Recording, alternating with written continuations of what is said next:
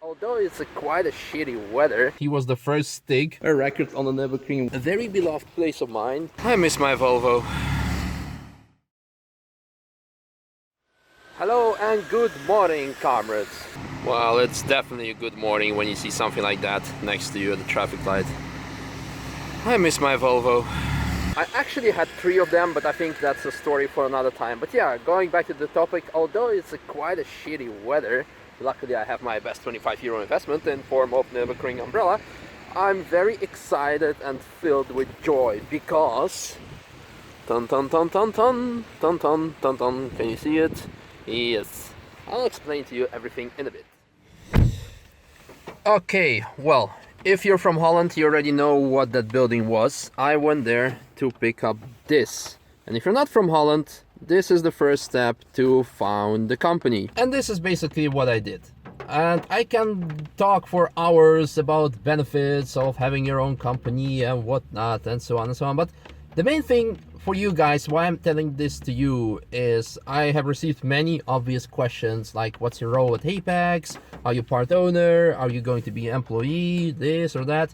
And I think that shouldn't be any secret for you guys. So basically, the partnership that we're gonna have is I have a company and Apex is going to be my client. Because the description of my company, let me show it to you without showing too much personal details. And yes, hello comrades. I just decided to call it like that.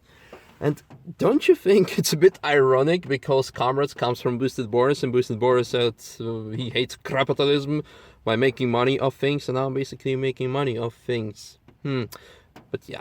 Yeah, the description is marketing and advice and auto, and I see they made a typo, branch and motorsports, which is what I have been doing for the last decade, so I should have done it a lot earlier. But yeah, just the small detail, and of course that also enables me to do some work for other companies or people as well, which is a good thing for me and for others who require my services. There's no advertisement here at all. No, actually, there's definitely no advertisement here at all because I have my hands full with Apex right now, and really I don't have time for anything else because, yeah, like you've seen probably in previous vlogs, I sleep like sometimes 2 hours a night because it's crazy, and it's a good thing. But yeah, you can still contact me and ask what I could do for you or whatnot. But the bottom line is at this point pretty much nothing because, yeah, because you see what's currently happening. But yeah, this is just the thing I wanted to share with you because, again, many of you have asked how the work relationship is going to be with me and Apex, and I don't think it should be secret and whatnot. For now, you know what, my hand is getting tired of holding the phone all the time. Also in yesterday's vlog, let me get some tripod or something. Okay, I got the tripod thing, we'll tell you later about it. But first, some unscheduled visits, because it was on the way to a very beloved place of mine where I used to come quite often in the past. Same smell, same things. Oh, amazing. Hello! Hi, who is it? Yeah, good. So, this guy is the reason why I'm driving Volkswagen up. Because if I didn't spend all my money when I was a kid here, I would be driving a Ferrari, maybe? A Porsche, maybe. But yeah, unscheduled visit because this guy lives between my hometown and the place where I had to be, so I decided to stop by because the last time I saw him was summer last year, so it's always nice to catch up. So let me just, I have to be honest, no idea what to show you because it's so freaking amazing. This is basically where it all started for me because it's actually a funny story because when I was 16 years old, I always said, no scooters for me, fuck that shit. I'll save my money up for a nice car, and then suddenly I had a job to work somewhere else far away from home, and then I bought a scooter and then I started to tune it. Well, actually my engine died and then I decided to tune it. Long story short, ended up participating in a Dutch drag racing scooter championship and had the largest scooter club, and that's how I moved on to cars. All because of this guy. Yeah, let's just look around. But maybe for now I can show you how my scooter used to be. So much amazing memories. So let's go through the whole process. It started like that. That's a Zip, not SP, but just a Zip 2000 model. Basic air cooled. I had amazing water cooled setup. I'll show it to you in a bit how it looks like once you start tuning that thing. So for example, here by the way, you can do some optical tuning in RS blue, and I think it's actually Miami blue color or another ocean blue metallic color. So I had the same type of front. You can have a look here, it's a bit different. Yep, and you can actually see it over there. Long story short, just basically like with every car, you take this thing, you throw a shitload of money at it, put a lot of scooter parts on it, and you have, starting from, I think in stock model has around 4 horsepower, and you can go like 30 plus, and then you're like the king of the road. Check out, scroll down, and a lot of videos from the past on my channel, you will see of me and my scooter doing drag racing against a Porsche, against a motorcycle. I'll put them down in the description below as well. But yeah, probably you would say, do you have some material of today, not of 5 years ago? Yeah, of course we do. So this is how a tuned scooter looks like after you're done, well, tuning it. Is this 50 cc or 70? So you end up with around 25 horsepower and amazing exhaust. I still have idea of buying a scooter, tuning some stuff, and maybe do some crazy stuff on the Nürburgring. So maybe in a couple of months I'll come by here and buy something, and we will have a record on the Nürburgring with this. And you know what? Just let me know if I should make a video like a more detail and stop by here, because to be honest, there's so much I can show you and I just don't know where to start. But yeah, it was nice catching up. And if you need some scooter tuning parts, because, well, it's a very high niche. If you need something crazy and you have a scooter, whether it's in the Netherlands or Italy or United States, I'll put the link in the description in the video and you can harass this guy with questions. And a fast forward, like yesterday, McDonald's. You want to know how to get fat? Because this is how you get fat. There's one more thing I wanted to show you. This thing that I bought as a tripod for my phone, so I can put it like on here and be filming about it. Got something else as well. Some suction cup that you can use for the GoPro or either for the phone, and that's an adapter for the phone. And just want to let you know that I actually have paid for it, so that means there's no advertisement, no endorsement. But since you guys are wondering what kind of gear I'm using, there it is. That's probably what I will be using, just because it's convenient. Yeah, I'd really like this to be the end of today's vlog, but then I realized I actually promised you something in yesterday's vlog, that I will be doing mail time, showing you all the type of mail that I have received over winter while I was in Russia. So yeah, let's go home and let's do that. Okay, mail time. I'm kind of cheating right now because this particular fragment is shot 2 days after the vlog you've seen, because the problem when I got home, I decided to spend time with family, and after that I couldn't find the right environment in terms of lighting, or when I tried to do in the same conditions right now by filming it in the car, it was raining, so you had the sound of the rain. So I hope you forgive me, comrades, but yeah, let's get this over with. So the stuff that I've received over winter while I was in Russia, here, let's start with clothing first. And I kind of like it because I'm receiving quite a lot of clothing in the last couple of years from race teams, from companies, now from photographers, by Nick Williams, VT something. I don't know what VT stands for, but he gave me a choice to choose between the Vulcan and I think NS6 and I think something else. I chose the Vulcan. But yeah, the thing is, I really enjoy getting those kind of things because that means I don't need to buy clothes by myself. And I always, well, I do buy Nürburgring stuff, but maybe they can give me something one day as well. Also, really cool ones. Run BTG, so not Run DMC, but Run BTG by NIC Performance. And BTG means bridge to gantry. If you know Nürburgring, then you know what BTG means. It's the way of measuring your lap times, because during Touristenfahrten or the public sessions, the main straight is closed. So to measure, you cannot do the full lap, you only can do the bridge to gantry as a reference point. Mocking Disneyland design. I hope you can see it. Yep, NIC Performance, where the magic happens. And I'm pretty sure it does. And you can also check out his ride in one of the earliest vlogs I don't know which number it is, but it's called The Fastest Way to Get Food. When me and Shmi go to La Lanterna, then he pops up with his BMW E30. I'll do a detailed look on his workshop and his car most certainly at some point. So there's that. He also sent me a couple of stickers and a lot of bubble foil. So in case I'm stressy, thanks a lot, Nasi. Yeah. Okay, what else do we have? A couple of calendars, which is also always nice, especially in this case since we're opening up Apex and I'll need some calendars.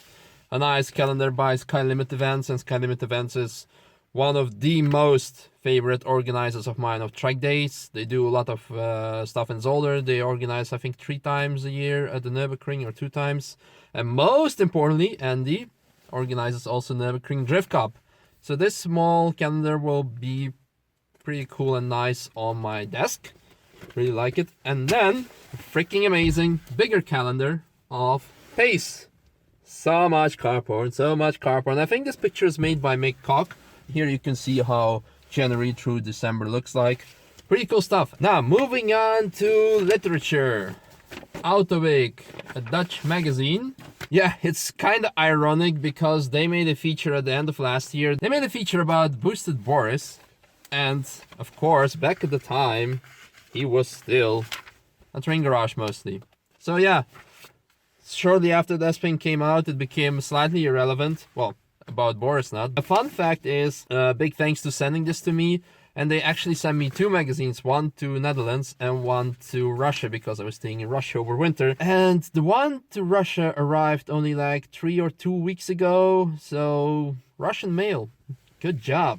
Delivering stuff like what, 2 months later or even 3 months later. Now, moving on to the final part and more serious part, and something I haven't received from friends, colleagues or fans, but something I've purchased myself. Over winter, I have decided to improve my competitive driving skills, or just driving skills in general, but most importantly, understanding of track driving or competitive driving. Usually you would think that to do that, you would need to, I don't know, apply to local track for a track day, or get a track instructor. And of course, this is absolutely the best thing to do. But actually, I've asked a couple of VLN professional drivers how I could improve my skills by going out of the box, and pretty much all of them suggested by reading a book. I'm pretty sure you'll be like, what? How can you improve your track skills by reading a book? But I'm pretty sure there's a truth to that, because I mean, the foundation of education lies in learning something from a book and then applying that in practice. And I think this is a lot better thing to do. I mean, even if you go for your driver's license, you always study from a book. But when you go to actually for your track license, the only thing that you study for your race car license exam is the meaning of red, yellow flag, the flags and the track rules, but not what happens or how should you brake more properly. I actually purchased, let's see, 1, 2, 3, 5 books at this point. Basically, I just looked up the best reviews, and then while I was doing that, there were obviously suggestions of, well, maybe you will like this title because people who purchase this, they also purchase that. So I decided to go along. And one book that has pretty much nothing to do with driving as driving, but more of how to set up your car.